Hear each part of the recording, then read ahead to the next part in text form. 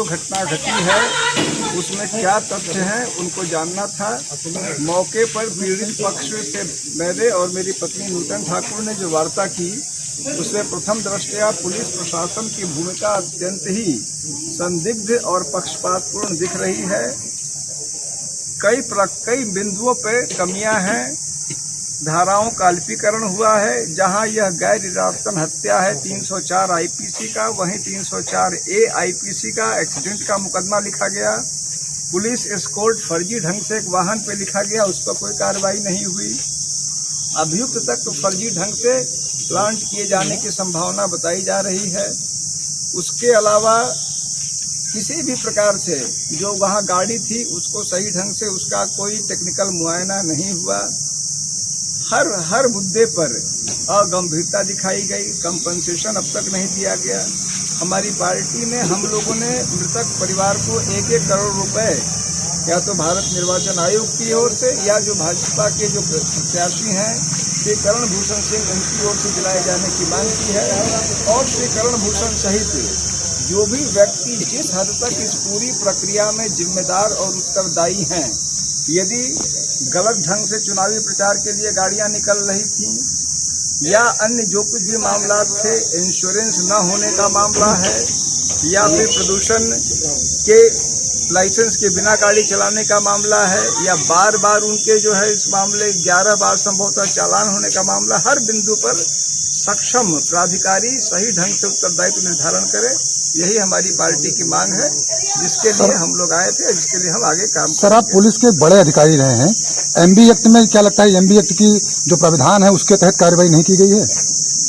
किसी भी अन्य एक्ट का, आईपीसी की 2-3 धाराएं छोड़ के अन्य किसी भी एक्ट का सही ढंग से पालन नहीं हुआ है। रिप्रेजेंटेशन ऑफ पीपल्स एक्ट, लोक प्रतिनिधित्व अधिनियम को नजरअंदाज किया गया। आईपीसी की कई धाराओं को नजरअंदाज किया गया। मुख्य धारा 304 ए की जगह 304 होनी चाहिए, उसको नजरअंदाज किया गया।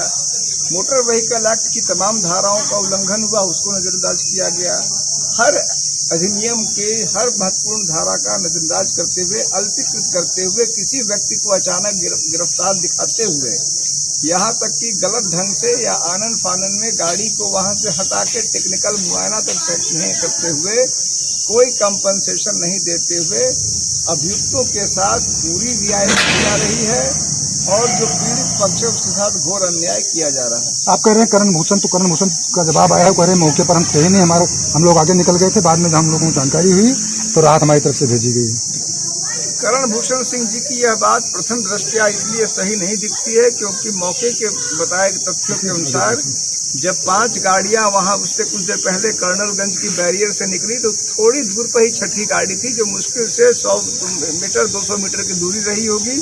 और उसी दूरी को तय करने के चक्कर में जब आनन फानन में इसने गाड़ी को रफ्तार दी, तभी यह घटना घटी। प्रथम दृष्टया यह पूरा का पूरा प्रकरण एक ही चुनावी काफिले से जुड़ा दिखता है और अतः करण भूषण जी का यह दावा सही नहीं दिखता है। ब्रजभूषण जी ने कहा है कि ये सारी जिम्मेदारी ड्राइवर की होगी। चूंकि ब्रजभूषण जी निश्चित रूप से स्वयं को एक कानून मानते हैं, तो अतः उनकी जो इच्छा हो, और मैं यह देख रहा हूँ, उतना ही नहीं, मैंने रास्ते में देखा और मुझे आश्चर्य लगा कि आज भी यहाँ पर आचार संहिता लगा हुआ है। पूरे रास्ते में करण भूषण जी का पोस्टर, बड़े बड़े पोस्टर मैं देख रहा हूँ कि हाईवे पे लगे हैं। अभी मैं प्रेक्षक से इस संबंध में भी मिलूंगा।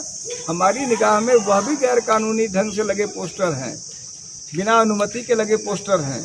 यदि इस प्रकार की स्थिति प्रेक्षक और डीएम के रहते यहाँ हो रही है तो निष्पक्ष चुनाव हो, वह भी अपने आप में संशय का विषय है। डीएमएसपी से आपकी मुलाकात हुई, क्या कुछ बात हुई? हम लोगों ने डीएमएसपी को पूरी बात कही है।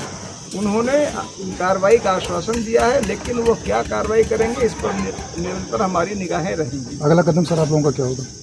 हम उनके कार्य को देखेंगे और जहां कहीं भी कोई कमी दिखेगी, हमारी पीड़ित परिवार से बात हुई है, हमने उनसे अनुरोध किया है निरंतर संपर्क में रहने का, और उनकी जिस स्थान पे लीगल या अन्य जो भी सही ढंग से मदद संभव होगी हम उनको करेंगे।